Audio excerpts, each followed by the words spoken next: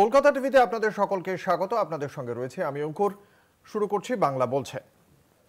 গতকাল যে দিল্লিতে লালকেল্লার মেট্রো স্টেশনের ১ নম্বর গেটের সামনে যে বিস্ফোরণ ঘটেছে, সেই বিস্ফোরণের পর তদন্ত কার্য চলছে। আমরা দেখেছি প্রধানমন্ত্রী ইতিমধ্যেই এই ঘটনার পেছনে যে ষড়যন্ত্র রয়েছে তা খুব স্পষ্টভাবে ভুটানের মাটিতে দাঁড়িয়ে স্পষ্ট করে দিয়েছেন এবং বলেছেন যে কাউকে রেয়াত করা হবে না যারা এই ষড়যন্ত্রের পেছনে রয়েছে। কেন্দ্রীয় স্বরাষ্ট্রমন্ত্রী অমিত শাহ দফায় দফায় গোয়েন্দাদের সঙ্গে বৈঠক করেছেন। ইতিমধ্যেই এই ঘটনার তদন্তভার ন্যাশনাল ইনভেস্টিগেশন এজেন্সি বা এনআইএ এর হাতে তুলে দেওয়া হয়েছে এবং এই ঘটনার প্রেক্ষিতে আবার বিরোধীরা বলছে যে রাজধানী দিল্লিতেই যদি এই অবস্থা হয় তাহলে কেন্দ্রীয় স্বরাষ্ট্রমন্ত্রক যারা কিনা রাজধানীর নিরাপত্তার দায়িত্বে তারা কি করে নিরাপত্তা দেবে। ও কেন্দ্রীয় স্বরাষ্ট্রমন্ত্রকের মন্ত্রীর পদত্যাগের দাবি করছে বিরোধীরা। এই হচ্ছে গিয়ে আজকের একেবারে দু এক লাইনে যদি আপডেট বলি সেটাই আপনাদের সামনে রাখলাম। কিন্তু রাজনীতির কথা, সেই কথায় তো আমরা আসবো, যে নিয়ে ইতিমধ্যে আমাদের সঙ্গে স্টুডিওতে রয়েছেন বিশিষ্ট অতিথিরা। দর্শকদের সঙ্গে পরিচয় করিয়ে দেবো তাদের সঙ্গে। আমাদের সঙ্গে রয়েছেন ডক্টর প্রদীপ্ত মুখোপাধ্যায়, তৃণমূল কংগ্রেসের মুখপাত্র, রয়েছেন রাজ্য বিজেপির মুখপাত্র শতরূপা, আমাদের সঙ্গে রয়েছেন ব্রিগেডিয়ার পি কে সান্যাল। আপনাকেও স্বাগত জানাই। কলকাতা টিভির পক্ষ থেকে আপনাদের সকলকে স্বাগত জানাই। কিন্তু রাজনীতির দিকে না গিয়ে আমরা যদি দেখি এই যে হামলাটা বা এই যে বিস্ফোরণের ঘটনা, সেটা নতুন কি আছে? নতুন এটাই যে এই ঘটনার তদন্তে নেমে এখনো পর্যন্ত যাদেরকে গ্রেপ্তার করা হয়েছে মাথা হিসেবে, তারা সকলেই মেধাবী, বুদ্ধিজীবী মডিউল বা ডক্টরস মডিউল বা হোয়াইট কলার মডিউল বলা হচ্ছে একে। কিভাবে এই হোয়াইট কলার মডিউল কাজ করে, মানে এটাকে কেন হোয়াইট কলার মডিউল বলা হচ্ছে, এই সমস্ত বিষয় নিয়েই বিশদে জানবো। আমাদের সঙ্গে নিউজরুম থেকে রয়েছেন আমাদের বিশেষ প্রতিনিধি দীপ্তিমান ভট্টাচার্য। দীপ্তিমান, এই বিষয়টিকে, এই যে হোয়াইট কলার মডিউল একটা নাম দেওয়া হচ্ছে, ঠিক কিভাবে কাজ করছে, গোয়েন্দারা এখনো পর্যন্ত তদন্তে নেমে এই বিষয়ে কি কি জানতে পেরেছেন? একেবারেই দেখো, আমি প্রথমে তোমার কাছে আসবো। এই আদিল হোক বা মুজাম্মিল হোক, শাহিন হোক বা উমের হোক, এই যে 4-5 জন ডাক্তারের নাম উঠছে, যেটাকে মেনলি যদি বলা হয় তাহলে ডক্টরস মডিউল বলা যেতে পারে। কেন কি যে চেইন অফ ডক্টরস পাওয়া যাচ্ছে সেটা এই চেইন অফ ডক্টরসদের নাম উঠে আসছে। কিন্তু সবার প্রথমে জানতে হবে যে এই চেইন অফ ডক্টরসদের নাম বা তালিকা ইনভেস্টিগেটিং এজেন্সির কাছে আসলো কি করে, তারা কি করে এই পুরো তদন্ত ভারটাকে তুলে ধরতে পারলো। দেখো, প্রথমেই চলে যেতে হবে 19 অক্টোবর 2025। এই 19 তারিখে কিন্তু বানপাড়ায় একটা পোস্টার পড়েছিল, যেখানে কিন্তু জৈশ-এ মোহাম্মদের নামেই সেই পোস্টারগুলো পড়েছিল। সেইখান থেকেই কিন্তু এই তদন্ত শুরু হয়। সেখানে যে পোস্টার মারা হয়, সেই সময় কিন্তু পোস্টার মারার সময় 3 জনকে আইডেন্টিফাই করে 3 জনকে গ্রেফতার করা হয়। লোকাল পুলিশ সেই 3 জনকে গ্রেফতার করে। সেখান থেকে কিন্তু একজনের নাম উঠে আসে, তার নাম হচ্ছে ইরফান আহমেদ। ইরফান আহমেদের যখন নাম ওঠে, সেই ইরফান আহমেদকে জিজ্ঞাসাবাদ করা হয়, কিন্তু তাকে জিজ্ঞাসাবাদ করে তার কাছ থেকে কোনো রকম কোনো কিছু জানতে পারা যায়নি।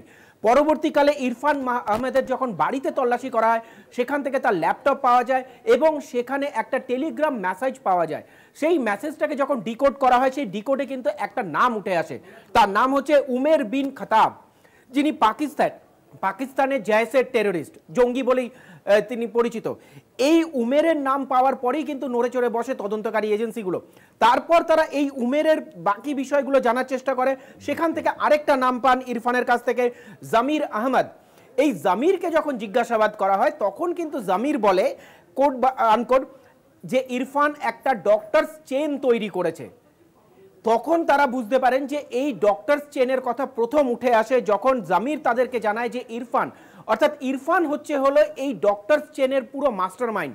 এবং এই ডক্টরস মডিউল যেটা বলা হচ্ছে, পরবর্তীকালে যে হোয়াইট কলার আসুক বা ডক্টরস মডিউল আসছে, এই যে ডক্টরস চেন, এই ডক্টরস চেনের কিন্তু মাস্টার মাইন্ড হচ্ছে ইরফান আহমেদ। ইরফান আহমেদ এই পুরো বিষয়টাকে তিনি তৈরি করেছিলেন এবং সেখান থেকেই কিন্তু প্রথম অ্যারেস্ট হয় আদিলকে যখন অ্যারেস্ট করা হয়, আদিলের কাছ থেকে, আদিল কিন্তু তিনি কিন্তু সেখানকার ফরিদাবাদে তিনি ছিলেন। তিনি, যেটা জানা যাচ্ছে যে আদিল কিন্তু সেখানকার গভর্নমেন্ট মেডিকেল কলেজের অনন্তনাগের, সেখানে তিনি কিন্তু কাজ করতেন। সেইখানে যখন তার ওখানে রেড করা হয়, সেখান থেকে AK-47 পাওয়া যায়। এই আদিলকে গ্রেফতার করার পরেই কিন্তু উঠে আসে মুজাম্মিল শাকিলের কথা।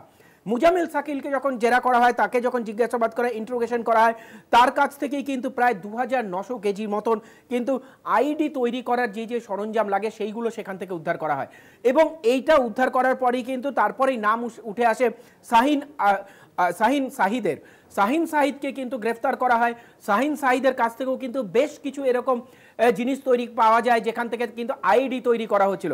পরবর্তীকালে কিন্তু যেটা আমরা কালকে দেখলাম যে বিস্ফোরণের সময় যার ছবি এখন আমরা সবাই দেখতে পাচ্ছি, তার নাম হচ্ছে উমের মোহাম্মদের নাম। এই উমের মোহাম্মদকে তারপরে আইডেন্টিফাই করা হয়। দেখো এই যে উমের যে বিস্ফোরণ ঘটলো, সেটা কিন্তু দুটো তত্ত্ব এখন সামনে আসছে। এক, সে হয়তো ভয় পেয়ে সেই বিস্ফোরণটা ঘটাতে পারে, বা দ্বিতীয় হচ্ছে যাদেরকে গ্রেফতার করা হয়েছে তার বন্ধুদের প্রতি, বন্ধুদের তাদের গ্রেফতার করা হয়েছে, সেই আক্রোশেও সে বিস্ফোরণ ঘটাতে পারে। পুরো বিষয়টাই এখন তদন্ত সাপেক্ষ ব্যাপার, পুরো বিষয়টা তদন্ত চলছে। তবে এখানে আরেকটা গুরুত্বপূর্ণ গ্রেফতার হয়েছিল, সেটা কিন্তু গ্রেফতার করেছিল ডক্টর আহমদ মহিউদ্দিন সাইদ বলে একজনকে গ্রেফতার করেছিল গুজরাট থেকে।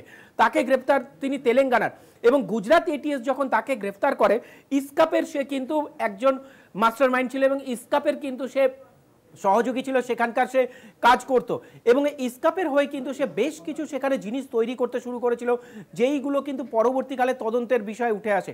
অর্থাৎ দেখো, একটা মডিউল যেখান থেকে যে চেন তৈরি করা হয়েছিল ডক্টরস চেন বলে, সেই ডক্টরস চেন কিন্তু ইরফান থেকে কিন্তু আস্তে আস্তে সব জায়গায় তৈরি হয়ে এসছে, এবং ফরিদাবাদেই কিন্তু এর মেন ডেনটা তৈরি হয়েছিল।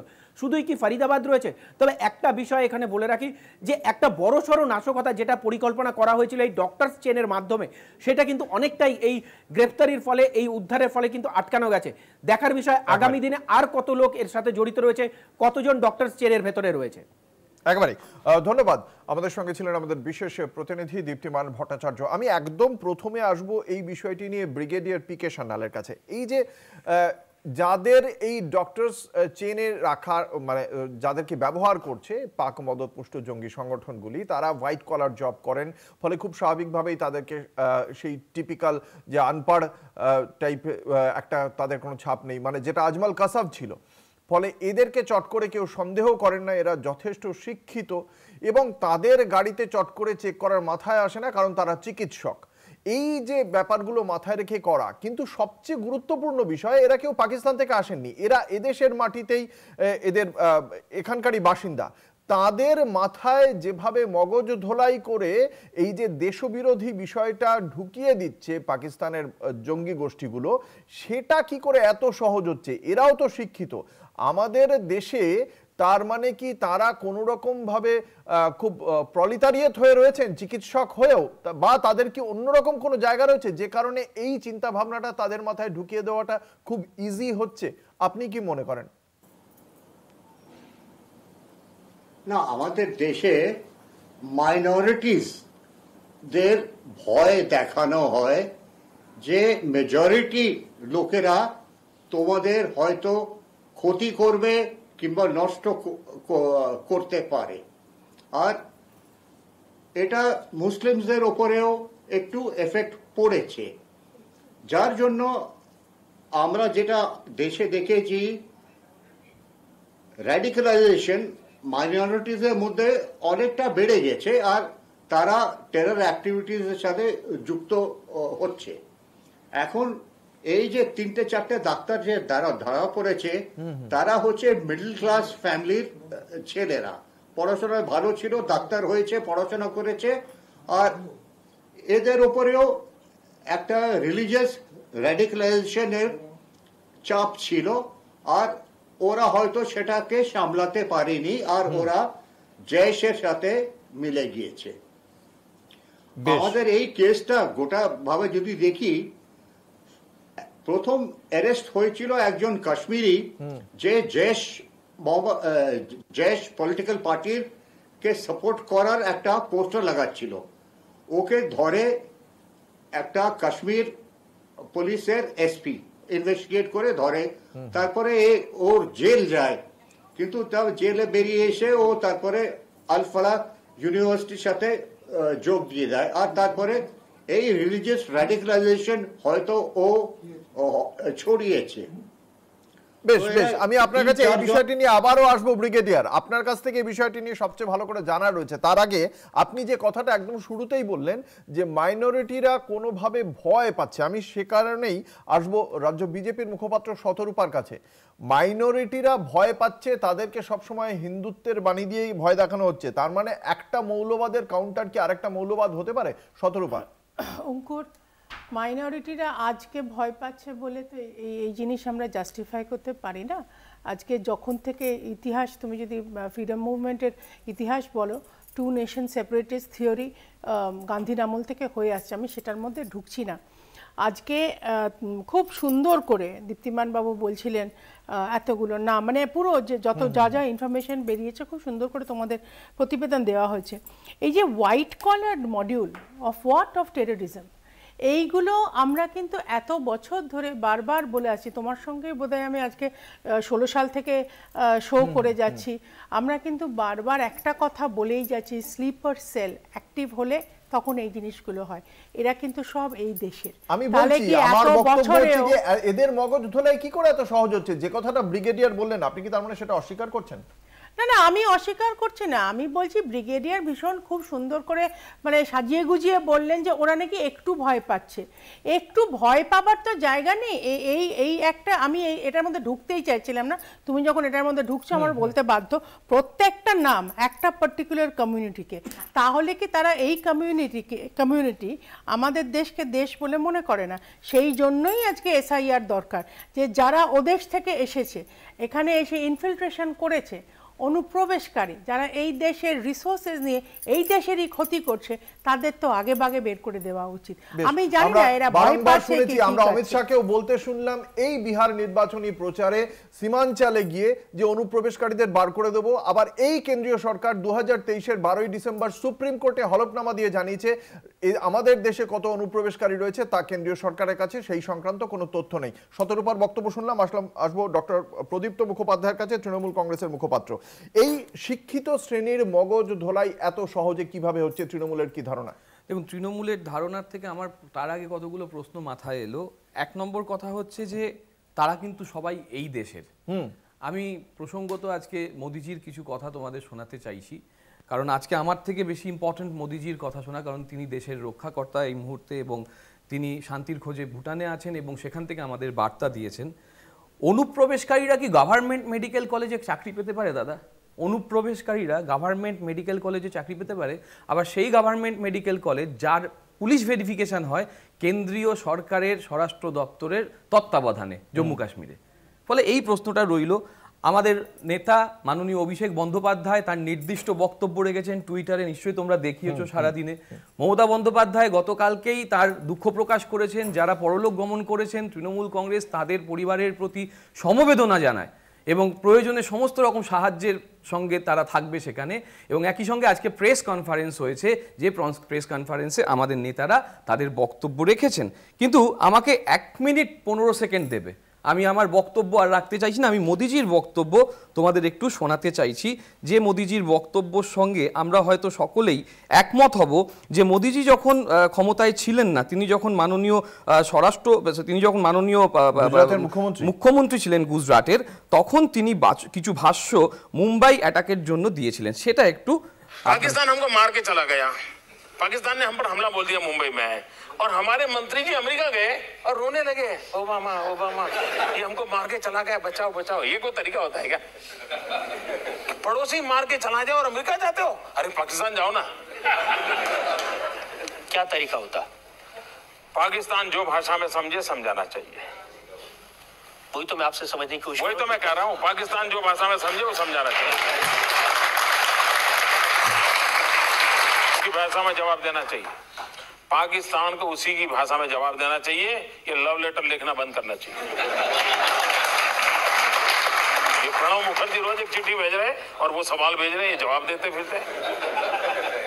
गुनाह वो करे और जवाब भारत सरकार दे रही है। लेकिन इंटरनेशनल प्रेशर है, उसका भी तो ख्याल रखना पड़ेगा सरकार को। इंटरनेशनल प्रेशर पैदा करने की ताकत आज हिंदुस्तान में 100 करोड़ का देश है। पूरी दुनिया पे प्रेशर हम पैदा कर सकते हैं जी।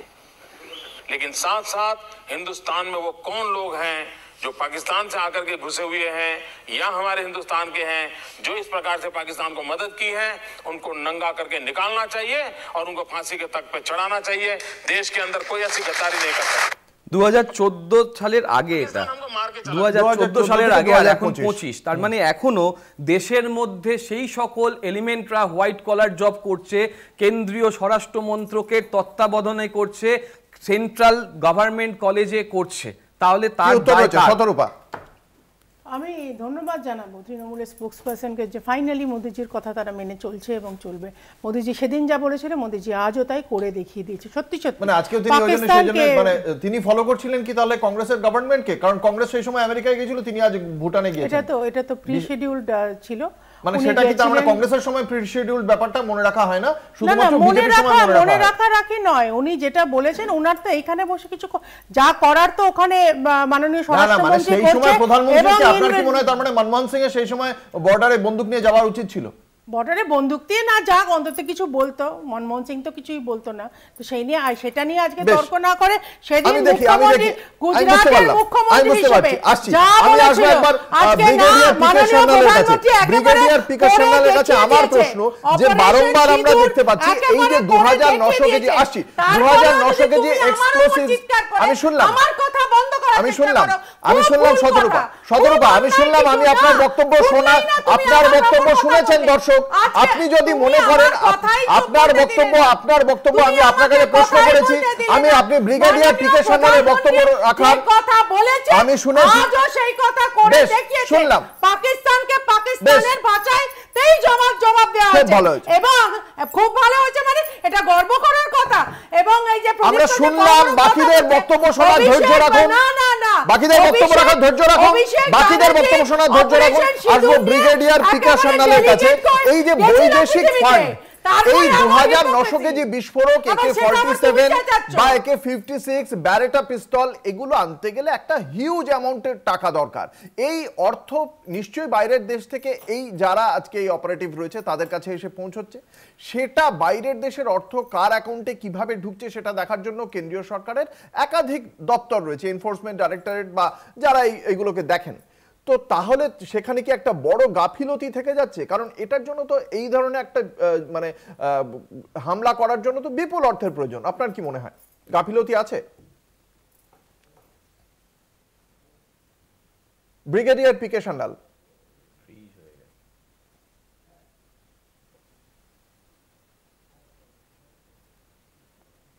সম্ভবত যোগাযোগে কোনো সমস্যা হয়েছে। যে প্রশ্নটা উঠছে যে বৈদেশিক অর্থ ছাড়া তো এই বিপুল পরিমাণ যে একটা যে 2900 কেজি বিস্ফোরক যেখানে আসছে, আমি একবার জানবো এই বিষয়টি শতরূপার কাছ থেকে।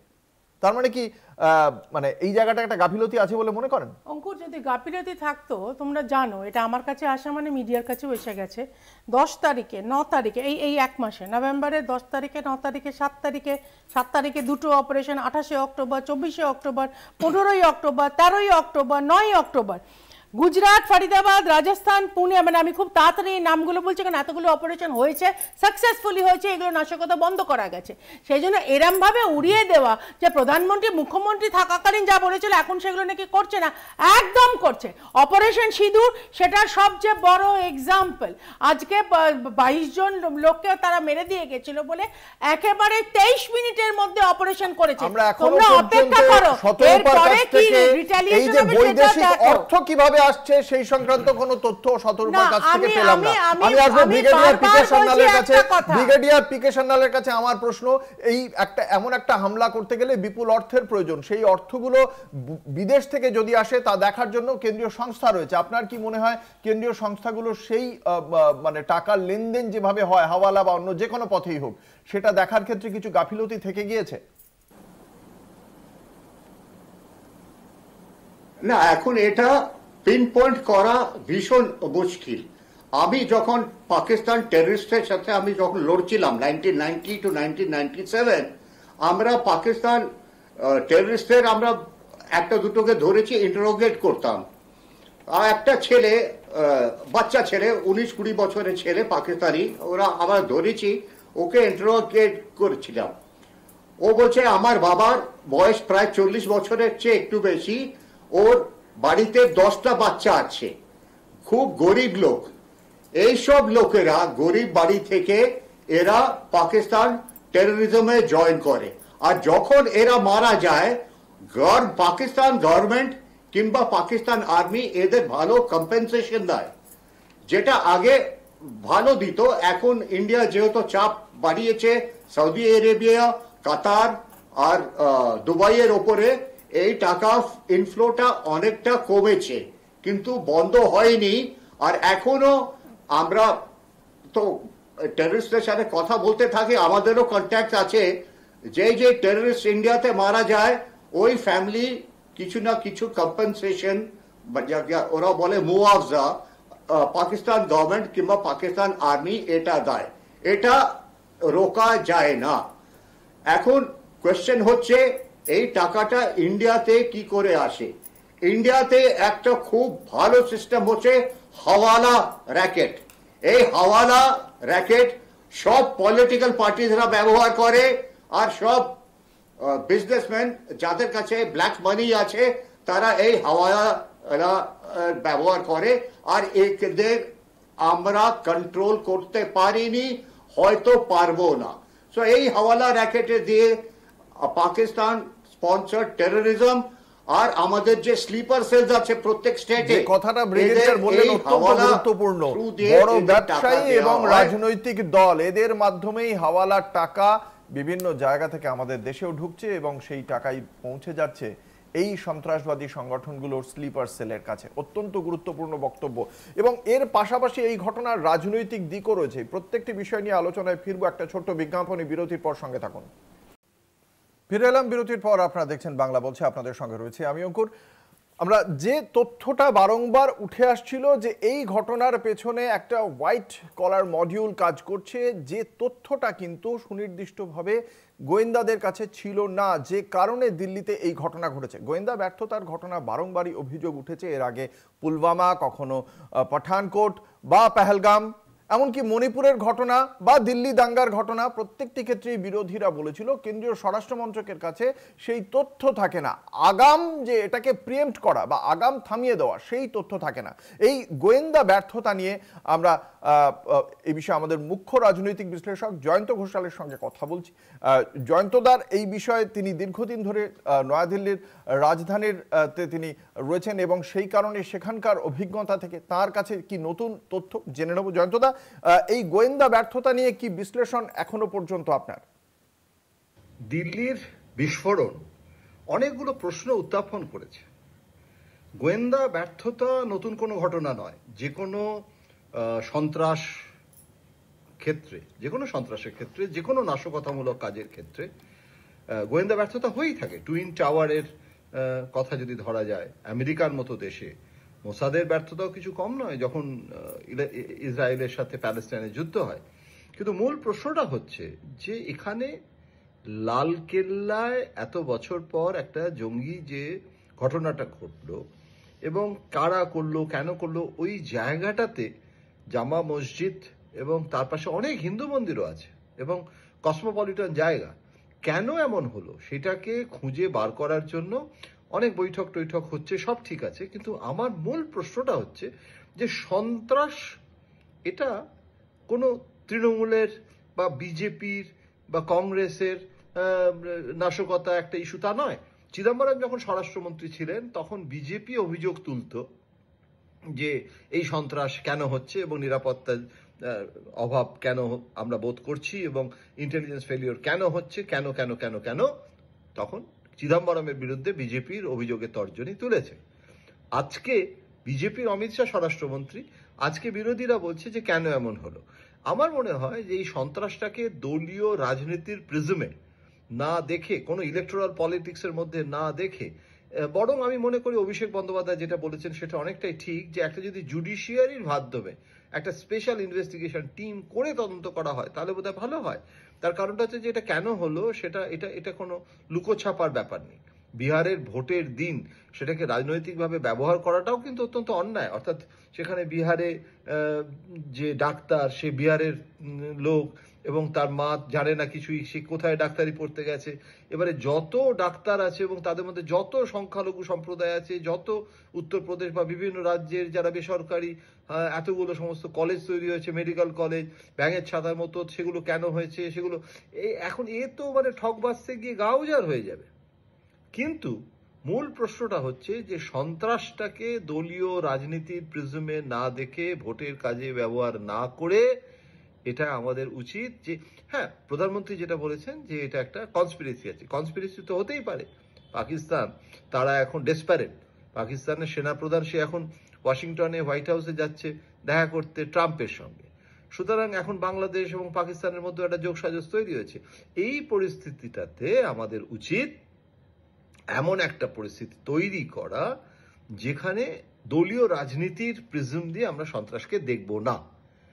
কে লাস্কার করেছে না জয়সে করেছে এটা আমার কাছে ইরেলিভেন্ট এই জন্যে যে গ্রুপিং রিগ্রুপিং হয়, অর্থাৎ একটা জয়সেকে ধরা হলো, তাকে ব্যান করা হলো, সঙ্গে সঙ্গে সে একটা রক্তবীজের বংশ আর একটা সংগঠন তৈরি করে ফেললো, কাজ শুরু করে দিল।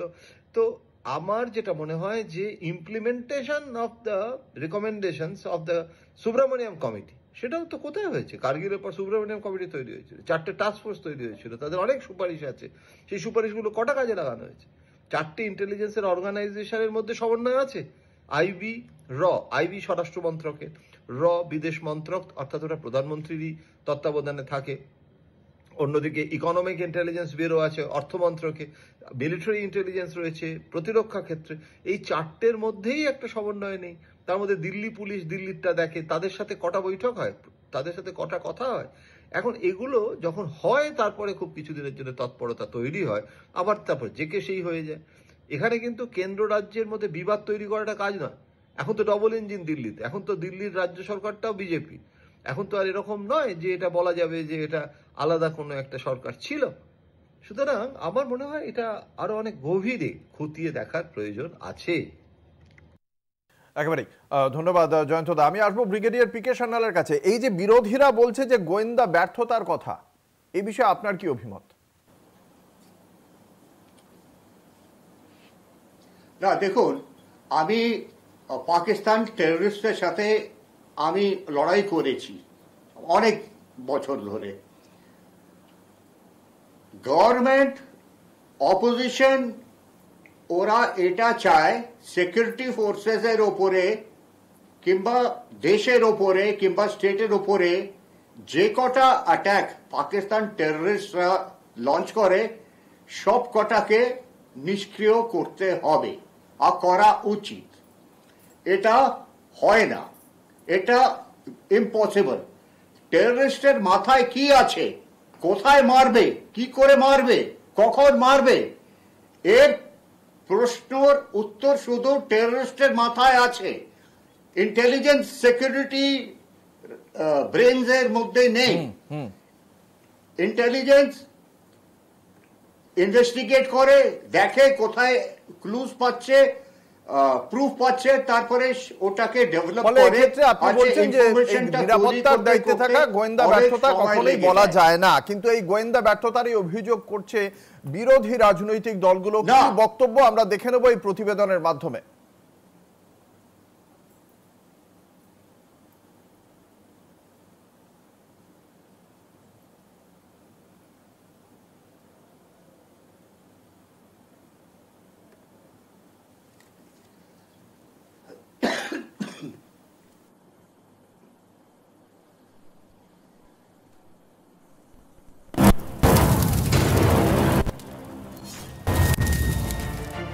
লালকেল্লা মেট্রো স্টেশনের বাইরে হওয়া গাড়ি বিস্ফোরণের তদন্তের গতি প্রকৃতি নিয়ে কেন্দ্রীয় স্বরাষ্ট্রমন্ত্রী অমিত শাহ মঙ্গলবার সকালে বৈঠক করেন। ঘটনার নেপথ্যে কোনো সন্ত্রাসী ষড়যন্ত্র রয়েছে কিনা তাও আলোচনায় গুরুত্ব পেয়েছে বলে সূত্রের খবর। কিন্তু বিস্ফোরণের পর সরকারি স্তরে নাড়াচাড়া পড়লেও ষড়যন্ত্র বা অন্তর্ঘাতের মোকাবিলায় কেন্দ্রীয় গোয়েন্দা সংস্থার ব্যর্থতা চোখে আঙুল দিয়ে দেখিয়ে দিল সোমবারের ওই প্রাণঘাতী ঘটনা। বিস্ফোরক ভর্তি যে গাড়িটির আইডি ভুয়ো, যার সঙ্গে কাশ্মীরের পুলওয়ামার বাসিন্দার যোগ মেলার পর প্রশাসনিক নজরদারির গাফিলতি সামনে এসেছে। কাশ্মীর থেকে পাক জঙ্গি জৈশ মোহাম্মদ সংগঠনে যুক্ত থাকার অভিযোগে ধৃত এক চিকিৎসককে জেরার সুবাদে ফরিদাবাদ থেকে প্রায় 2900 কিলোগ্রাম বিস্ফোরক উদ্ধার হয়। প্রত্যাশিতভাবেই ওই বিপুল বিস্ফোরক উদ্ধারের সঙ্গে সোমবারের ঘটনার যোগাযোগ থাকার সম্ভাবনা নিয়েও চর্চা শুরু হয়েছে। কেন্দ্রীয় স্বরাষ্ট্র মন্ত্রক তদন্তভার তুলে দিয়েছে এনআইএর হাতে। প্রায় 200 পুলিশ কর্মীকে দিয়ে ঘটনা সংলগ্ন এলাকার 230টি সিসিটিভি ফুটেজ খতিয়ে দেখা শুরু হয়েছে। প্রশ্ন হচ্ছে, বিস্ফোরক বোঝাই গাড়ি কিভাবে উচ্চ পর্যায়ের নিরাপত্তা বেষ্টনীতে থাকা দেশের রাজধানীতে নির্বিঘ্নে ঘুরে বেড়ালো? প্রাথমিক তদন্তে অনুমান করা হচ্ছে সন্দেহভাজন জঙ্গি পেশায় চিকিৎসক মোহাম্মদ উমর। আশঙ্কা, ফরিদাবাদ মডিউলের আত্মঘাতী বাহিনীর সদস্য হিসেবেই বিস্ফোরকবাহীর গাড়ির চালক ছিল ওই চিকিৎসক। ফরেনসিক দল মৃতদের ডিএনএ পরীক্ষা শুরু করেছে। দিল্লি পুলিশ ইউপিএ ধারায় এফআইআর করে মামলা রুজু করেছে। কিন্তু এই সব তৎপরতা সত্ত্বেও কেন্দ্রীয় গোয়েন্দাদের ব্যর্থতা ঢাকা দেওয়া যাচ্ছে না। গত 29 অক্টোবর কেনা ওই গাড়ি পুলওয়ামা থেকে দিল্লিতে ঢুকলো, অথচ দিল্লিতে ঢোকার মুখে অন্তত 100 সিসিটিভি থাকলেও ভুয়ো আইডি নিয়ে একটা গাড়ির হদিশ পেল না নিরাপত্তা কর্মীরা। এই প্রশ্নের মধ্যেই গোয়েন্দা ব্যর্থতার কারণ লুকিয়ে রয়েছে বলেই মনে করা হচ্ছে। এক কথায়, দিল্লির মতো হাই সিকিউরিটি এলাকায় কেন্দ্রীয় স্বরাষ্ট্র মন্ত্রকের হাতে থাকা পুলিশ প্রশাসনের নজরদারি কতটা বেহাল, সেটাই সামনে চলে এলো কিছু নিরীহ মানুষের প্রাণের বিনিময়ে। কলকাতা টিভি। আমি আসবো তৃণমূল কংগ্রেসের মুখপাত্রের কাছে।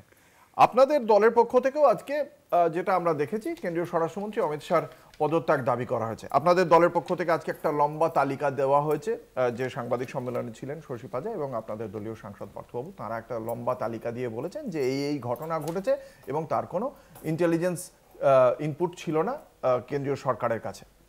তার কারণ দাবির প্রসঙ্গে তোমাকে কথাটা ভাবতে হচ্ছে, কারণ যখন নোটবন্দি হলো উধমপুর বা গুরুদাসপুরের পরে, তখন বলা হলো কি যে নোটবন্দি করার একটা মূল উদ্দেশ্য হচ্ছে কালো টাকা আটকে দেওয়া এবং তাতে করে সন্ত্রাসবাদীদের মডিউলের কাছে যে টাকাগুলো সাপ্লাই হচ্ছে সেই সাপ্লাইটা বন্ধ করে দেওয়া। 2000 টাকার নোট এলো এবং 2000 টাকার নোটের যে প্রচারটা হলো, যে প্রচারটা তথ্য সম্প্রচার মন্ত্রক বন্ধ করেনি কোনোদিন, পরবর্তীকালে অটোমেটিক্যালি সেটা আর মানুষ নেয়নি, সেইটাই ছিল কি 2000 টাকার নোট যদি মাটির তলায় পুঁতে দেওয়া হয় তাহলেও কোনো স্যাটেলাইট থেকে নাকি খুঁজে পাওয়া যাবে। এর পরবর্তীকালে দেখলাম সেই 2000 টাকার নোট আজ আরবিআইও খুঁজে পাচ্ছে না, বাজারে 2000 টাকার নোট নেই এবং কালো টাকা সব থেকে বেশি ফিরে এসেছে। আর আজকের দিনে আমরা আলোচনা করছি যে অনেক কালো টাকা কোথা থেকে এলো, যেখান থেকে এই ধরনের সব তথ্য তালাশ মজুদ করছে।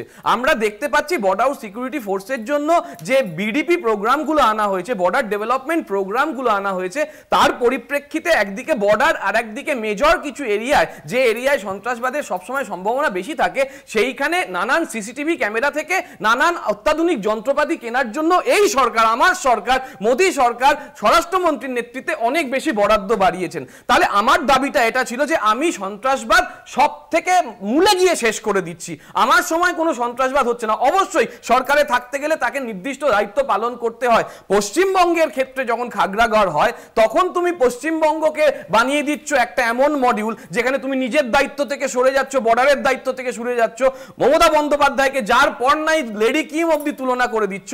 আর যখন আমরা আজকে মোদিজির কথা বলছি, মোদিজি যদি সব ঠিক করে থাকেন তাহলে সেই প্রশ্ন দুটো, যে প্রশ্ন দুটোয় আমেরিকা যাওয়া নিয়ে হচ্ছে, তাহলে ভুটান নিয়ে প্রশ্ন হবে না কেন? যে প্রশ্ন দুটোয় যখন কথা হচ্ছে আমার দেশের মধ্যে যারা রয়েছে, 10 বছরের বেশি সময় তুমি ক্ষমতায় রয়েছে, 11 বছরের কাছাকাছি থেকে একটু বেশি, তুমি এখনো খুঁজে বার করতে পারলে না কে বা কারা এই কাজ করছে। তোমার পাহেলগাঁওয়ে 26 জন হলো, পুলওয়ামায় 40 জন শহীদ হলো, তার আগে তো পরপর লিস্ট আমরা দিয়েইছি। শুনবো বিজেপির উত্তর শুনবো।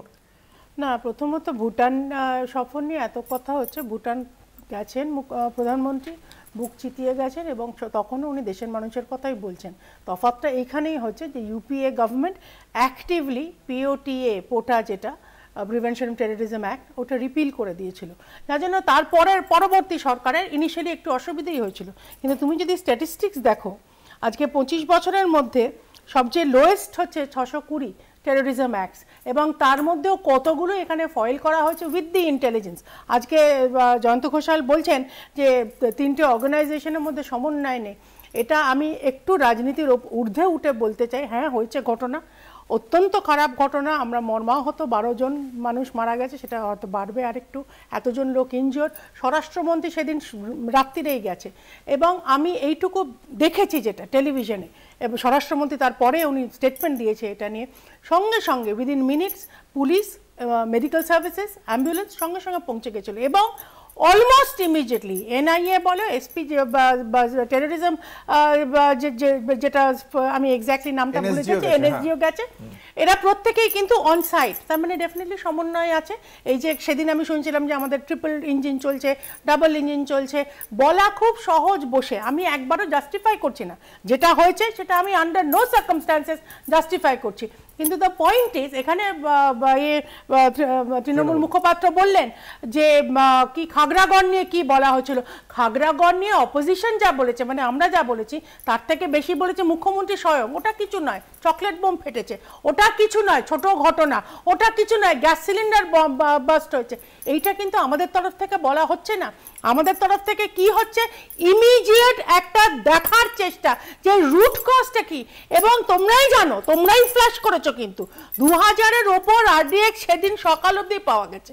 তো তার মানে ইট ইজ অ্যাবসলিউটলি ট্রু যে ইনভেস্টিগেটিভ এজেন্সিস কিন্তু অ্যাক্টিভ। এই যে যেটা আপনি এখনই বললেন যে 2900 কেজি যেখানে বিস্ফোরক উদ্ধার হচ্ছে, সেখানে বিস্ফোরণের আগে একবারও হাই অ্যালার্ট জারি করা হলো না। রাজধানী দিল্লিতে যখন বিস্ফোরণটা হয়ে গেল তারপরে হাই অ্যালার্ট জারি করা হচ্ছে। আপনার কি মনে হয় এটা উচিত ছিল?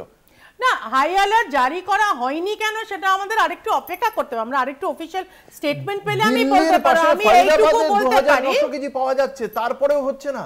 আমার এইটুকু মনে হচ্ছে, আমি জানি না এটা নিয়ে এখনো কোনো অফিশিয়াল স্টেটমেন্ট নেই, সেজন্য আমার বলাটা উচিত হবে না, কিন্তু আমি এইটুকু আমার যেটা মনে হচ্ছে, হয়তো এজেন্সিটা, ইন্টেলিজেন্স এজেন্সিটা ভেবেছিল যে এইটাই যথেষ্ট, এবং যেটা অন্যান্য জায়গায় আলোচনা হচ্ছে, এটা আগেন আমাদের অফিশিয়াল লাইন নয়, এখনো অবধি হোম মিনিস্ট্রি থেকে কোনো স্টেটমেন্ট আসেনি, কোনো যারা এনকোয়ারি এজেন্সি যারা চলছে তাদের তরফ থেকেও আসেনি, কিন্তু বলা হচ্ছে যে যেহেতু এই পরপর ধরপাকড় চলছিল, হয়তো এটা আবারও আমি বলছি আমাদের স্টেটমেন্ট নয়, হয়তো দিস ইজ দ্য থিওরি যে হয়তো সেই জন্য ওখানে বাস্ট করা হয়েছিল।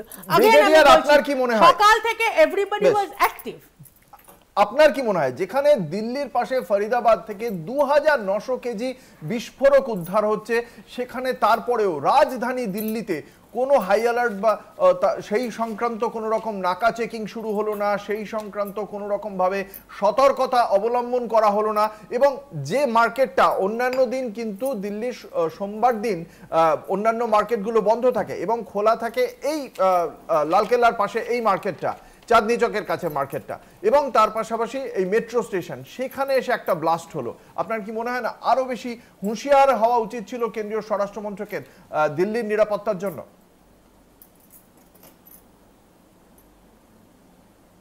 দেখুন, আমি একটা কথা বলতে চাই, আপনারা যে মনে করছেন, আর বিশেষ করে আমাদের যে পলিটিশিয়ানরা, যে পাকিস্তান সাপোর্টেড টেররিজম, এর মাথায় বুদ্ধি নেই আর ওরা যা করবে ধরা পড়ে যাবে, এটা কোনোদিন হয় না, হবেও না।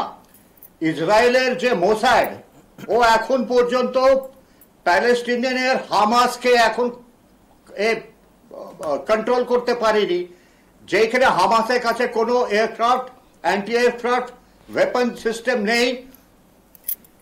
ইসরায়েলের কাছে পাওয়ারফুল এয়ারফোর্স আছে, সব ধরনের ওয়েপন সিস্টেমস আছে, কিন্তু ইসরায়েলি ডিফেন্স ফোর্সেস আর ইন্টেলিজেন্স মোসাদ এখনো হামাসকে কাট করতে পারেনি।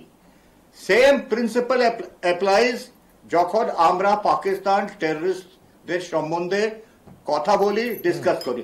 আমি শুধু একটা পয়েন্ট করতে চাই, ওয়েস্টার্ন দেশেদের মধ্যে, ইউরোপ বলুন, ইউকে বলুন, আমেরিকায় বলুন, যখন একটা বড় ক্রাইসিস হয়, সব পলিটিক্যাল পার্টিজ একসাথ হয়ে যায়।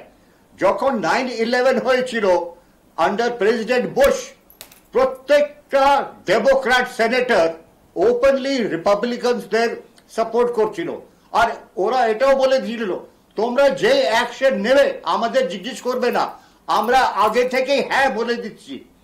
সেইটাই অবস্থা, সেই অবস্থায় হচ্ছে ইউরোপে আর ব্রিটেনে, কিন্তু আমাদের ইন্ডিয়াতে একেবারে উল্টো। আমাদের ইন্ডিয়ান পলিটিশিয়ানস সুযোগ দেখে যে কি করে আমরা রুলিং পলিটিশিয়ানসকে কাট করতে পারি। আমাদের যারা এই কেন্দ্রীয় সরকারে থাকা ভারতীয় জনতা পার্টির বিরুদ্ধে রয়েছে, তাদের অবস্থানটা পেহেলগামের সময় যখন ভারতের পক্ষ থেকে অপারেশন সিঁদুর লঞ্চ করা হয়েছিল, তাদের অবস্থানটা আমরা তৃণমূলের কাছ থেকেই শুনি। আমরা প্রথম থেকে বলেছি দেশের নিরাপত্তার স্বার্থে আমরা সবসময় সরকারের পাশে রয়েছি, কিন্তু সরকারের প্রধান যিনি রয়েছেন তিনিও বলেছেন, স্বরাষ্ট্রমন্ত্রীও বলেছেন, সেই ভিডিও আমার কাছে আছে, জনগণের প্রশ্ন করার অধিকার আছে। আর জনগণ যদি প্রশ্ন করে তাকে সঙ্গে সঙ্গে দেশদ্রোহী বানিয়ে দেওয়ার জায়গাটা কোথা থেকে আসছে আমার জানা নেই। আমরা তো ভ্যালিড কিছু কোশ্চেন করেছি। দীপ্তিমান বাবু কিছুক্ষণ আগে দেখাচ্ছিলেন যে কতদিন ধরে এই তদন্ত প্রক্রিয়া চলছে, কোথা থেকে কোন ডাক্তারকে কবে ধরা হয়েছিল, সেটা তো আজ থেকে 1 মাস আগের ঘটনা। তাহলে যে প্রসঙ্গটা রেড অ্যালার্টের প্রশ্নে আসছে সেটা কেন কেউ আজকে গুরুত্ব দেবে না? আমরা প্রশ্ন করছি লাটুরের সেই ঘটনা 2019 সালের, क्या मैं उन शहीदों के नाम आपका एक वोट मांग सकता हूं, এটা কে করেছিল? অর্থাৎ বাজে ঘটনা, এটা ঘটনা সত্যি যে সবসময় তদন্ত করে সবকিছু হয়তো পাওয়া নাও যেতে পারে, এগুলো যখন বাংলার ক্ষেত্রে হয় তখন কেন বিজেপি ভুলে যায়? আজকে কেন সেগুলো বিজেপির বেশি করে মনে পড়ে বা অনেক কিছু এক্সকিউজেস সেখানে চলে আসে? আমরা তো বলছি আমাদের অভিষেক বন্দ্যোপাধ্যায় বুক ঠুকে এবং সব থেকে ভালো পারফর্মার হয়েছিলেন অপারেশন সিন্দুরের কোশ্চেনে, যখন পুরো বিশ্বব্যাপী তারা ঘুরছিলেন, সব থেকে বেস্ট পারফর্মার হয়েছিলেন দেশের স্বার্থে। আজকে সেই জায়গাটা কেন আমরা বিজেপির তরফ থেকে পাই না যখন আমাদের রাজ্যের আভ্যন্তরীণ সুরক্ষার প্রসঙ্গে আছে? তখন কেন আমাদের এই বিষয় আসতে হয়? আমি রাজ্য বিজেপির মুখপাত্র শতরূপার কাছে আমার প্রশ্ন, যে এই যে দেখুন যেটা বিরোধীদের পক্ষ থেকে আজকে যেটা সাংবাদিক সম্মেলন করে, সেটা কখনো কংগ্রেসের প্রিয়াঙ্ক খাড়গে তিনি যেমন বলছেন যে মণিপুরেও যে পদক্ষেপ, দিল্লি দাঙ্গার ক্ষেত্রেও সেই একই রকম ভাবে কেন্দ্রীয় স্বরাষ্ট্র মন্ত্রকের পদক্ষেপ, কোনো কিছুই তারা আগে জানতেও পারে না এবং সেটাকে তারা থামাতেও পারে না। ঘটনা ঘটে যাওয়ার পর কোনো কিছু ক্ষেত্রে দিল্লি দাঙ্গাটা হয়তো সেই রাজধানী বলেই হয়েছে, মণিপুর এখনো পর্যন্ত চলছে এবং সেটাই বলছেন যে বারংবার এই ঘটনাগুলো আগে থেকে জানতে পারা যায় না এবং পরবর্তীকালে এই যেমন ধরুন 2019-এ হয়েছে, 14ই ফেব্রুয়ারি হয়েছে পুলওয়ামা, 2020-এরও পরে অগস্টের পরে প্রথম চার্জশিট পেশ করা হয়েছিল এবং তারপরে ঠিক কিভাবে কি হয়েছিল তা নিয়ে অনেক কথাবার্তা আছে, সত্যপালের বক্তব্য রয়েছে। যে ঘটনা ঘটেছে পেহেলগামে, সেই 4 জন দুষ্কৃতী কারা ছিল সেই প্রশ্নগুলো তুলে দেওয়া হয়েছে বিরোধীদের পক্ষ থেকে, তাদের সম্পর্কে এখনো পর্যন্ত কিছু জানা যায়নি। কি উত্তর রয়েছে শতরূপা? অঙ্কুর, আমি একটা কথা বলতে পারি যে সব কথা সব জায়গায় তো বলা যায় না, স্পেশালি টেলিভিশনে হয়তো ইন্টারনাল অনেক কথাই বলা যায় না, আমি এই মুহূর্তে বলতে পারবো না, কিন্তু আমি এইটুকু বলতে পারি যে দেখতে থাকুন। অলরেডি মাননীয় প্রধানমন্ত্রী বলেই দিয়েছে ভুটান থেকে কাউকে রিয়াদ করা হবে না, বলেই দিলে। আজকে মাননীয় স্বরাষ্ট্রমন্ত্রী একটু আগেই আমি ফেসবুকেও দিয়েছে। তো আমার মনে হয় যে অভিষেক ব্যানার্জিকে নিয়ে এত বুক ঠুকে, ওই বুক ঠুকছে, অভিষেক ব্যানার্জি তারই বুক ঠুকবে। আমার মনে হয় ব্যাগ ট্যাগ প্যাক করে রাখা উচিত, আবার আরেকটা সফরে যেতে হতে পারে, ভারতবর্ষের গুণগান গাইতে, ভারত সরকারের গুণগান গাইতে। এবার হতে পারে এবার আবার শীতকালে আবার বরফ টরফ পরে এমন জায়গায় সেখানেও যদি ডেলিগেট হিসেবে সফর করতে যেতে হতে পারে ভারত সরকারের গুণগান গাইতে, যেরকম আগের বার গেছিল অপারেশন সিঁদুরের সময়।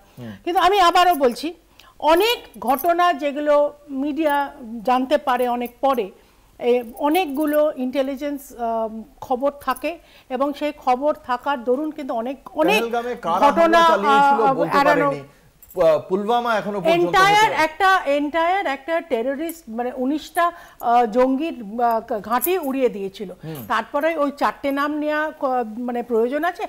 তুমি আমি জানি না, নিশ্চয়ই তুমি কাশ্মীরে গেছো, কিন্তু সাংবাদিক হিসেবে যদি যেতে কাশ্মীরে, এমন জায়গা আছে ওখানে ভেতরে ঢুকে গেলে আর সমস্ত বুরখা পরা আর ওই কি পরা ওটা বলে, হিজাব নয়, একটা ঝুপ্পি পরা ভেতরে, মানে কাউকে কেউ চিনতেও পারে না। It is a difficult job. সেজন্য এখন এসির মধ্যে বসে এগুলো বলা খুব সহজ যে ওকে কেন পাওয়া গেল না, তাকে কেন পাওয়া গেল না, কিন্তু এটা একেবারে কোথাও ডিনাই করার জায়গা নেই যে জবাব ভারতবর্ষ এই সরকারে, এই বিজেপি সরকারেই দিয়েছে এবং বিজেপি সরকার আবার একটু সময় দাও, জবাব আসছে। আমি বললাম না, ব্যাগ প্যাক করো, আবার হয়তো ডেলিগেট হিসেবে যেতে হতে পারে। খুব ভালো কথা, যদি এই জবাব দেওয়া হয় খুব ভালো, কিন্তু বিষয়টা হচ্ছে গিয়ে যে আগে থেকে এই তথ্যগুলো বা পদক্ষেপগুলো ছিল না। একই সঙ্গে আমি আরেকটা বিষয় যেটা আমরা দেখতে পাচ্ছি যে বারংবার একটা প্রশ্ন উঠছে যে এই যে হোয়াইট কলার জবের মাধ্যমে টাকাটা মানে ঘুরছে এবং এমনও যে জৈব বিষটা ছিল এই একজন ডাক্তারের কাছে, রাইজিন, এই বিষটা তাহলে কি সে সরকারি বিশ্ববিদ্যালয়ের যে রসায়নাগার রয়েছে তাহলে কি সেখানেই সে ব্যবহার করছিল? তার কি তার মানে কোনো নজরদারি নেই? এই প্রশ্নগুলোও কিন্তু উঠছে। তৃণমূল কংগ্রেসের কাছে আমি যেটা জানতে চাইবো প্রদীপ্তর কাছে, যে তাহলে কোনো একটা জায়গায় এই নজরদারির কি খামতি থেকে যাচ্ছে বলে আমি আপনারা সেই মনে করেন? প্রশ্নটা আগেও বলেছি যে গভর্নমেন্ট মেডিকেল কলেজে একজন চাকরি করেন এবং সেই গভর্নমেন্ট মেডিকেল কলেজের যে পুলিশ তদারকির দায়িত্ব সেটাও হচ্ছে কেন্দ্রীয় সরকারের তত্ত্বাবধানে। ডিএসপি নিয়োগ করেন ইউনিয়ন হোম মিনিস্টার। আমরা যখন এই কথাগুলো বলছি তখন আবার ব্যাকপ্যাক করার কথা আসছে, বারবার গর্বিত হয়ে ব্যাকপ্যাক করব, দরকার পড়লে যেখানে পাঠাবে দেশ সেখানে যাব, গিয়ে বলে আসবো আমার দেশের সন্তান আমি এবং এর জন্য আমি গর্ব করি। তার জন্য কোনো বিজেপি সিপিএম তৃণমূল দরকার নেই। বক্তব্য শুনি। না, তুমি বলছো বারবার, আমিও একই কথা বলছি যে নজরদারি হয়তো যথেষ্ট হয়নি, কিন্তু নজরদারি হচ্ছে এবং চলছে, আরও চলবে, এবং নজরদারি আছে বলেই কিন্তু আরও অনেক বড় বড় ঘটনা এড়ানো হয়েছে। আমি এটা কোনো মতে ছোটো ঘটনা বলছি না। এত বড় ব্লাস্ট একদম দিল্লির বুকে, রাজধানীর বুকে, এটা দেশকে নাড়িয়ে দেবার মতন ঘটনা। এটা যতটা অপোজিশন ভেতরে নাড়া দিয়েছে, আমাদেরও নাড়া দিয়েছে। আমরা গর্বিত ভারতবাসী। তবে আমি আশ্বাস রাখি, আমি জানি, আমি বিশ্বাস করি যে স্বরাষ্ট্রমন্ত্রী আমাদের, স্বরাষ্ট্রমন্ত্রী মাননীয় প্রধানমন্ত্রী দুজনেই এটার দ্য মোমেন্ট, যে মুহূর্তে আমরা সঠিক জায়গায় পৌঁছতে পারবো যে এটা কারা করেছে, নাম ধরে ধরে তাদের যথাযথ শাস্তি দেওয়া হবে। এবং যে দেশ করেছে, স্লিপার সেল তো এখানকার, এরা এখানকার, কিন্তু দেখা যাক। এখনো পর্যন্ত আমরা এই আশাটা অবশ্যই রাখবো যে ইতিমধ্যেই এই ঘটনা তদন্ত শুরু করেছে ন্যাশনাল ইনভেস্টিগেশন এজেন্সি। তারা হয়তো খুব শিগগিরই এই ঘটনার নেপথ্যে কারা রয়েছে, কোন সংগঠন রয়েছে, এখনো পর্যন্ত কোনো জঙ্গি সংগঠন এই ঘটনার দায় স্বীকার করেনি, ফলে কারা রয়েছে, কিভাবে এই পুরো হামলাটা হলো, কোথা থেকে অর্থের যোগান এসেছে, প্রত্যেকটি বিষয়ে আশা করি নিশ্চয়ই তদন্তকারী আধিকারিকরা আমাদের সামনে যতটা তারা মনে করবেন প্রয়োজন ততটা আমাদের সামনে দেবেন। এবং যে কথা বলা হয়েছে প্রধানমন্ত্রীর পক্ষ থেকে, কাউকে রেয়াত করা হবে না, আমরা আশা করব সেই যে প্রতিশ্রুতি তিনি বিদেশের মাটিতে দাঁড়িয়ে দিয়েছেন সেই প্রতিশ্রুতি তিনি রাখবেন, এবং সেদিকে আমরা অবশ্যই অপেক্ষা করে থাকবো। আমাদের সঙ্গে আজকের এই আলোচনায় ছিলেন ব্রিগেডিয়ার পি কে সান্যাল, ছিলেন শতরূপা, রাজ্য বিজেপির মুখপাত্র, তৃণমূল কংগ্রেসের মুখপাত্র ডক্টর প্রদীপ্ত মুখোপাধ্যায়। আপনাদের প্রত্যেককে আপনাদের মূল্যবান মতামতের জন্য অসংখ্য ধন্যবাদ। শেষ করছি বাংলা বলছে। দেখতে থাকুন রাত দিন 7 দিন।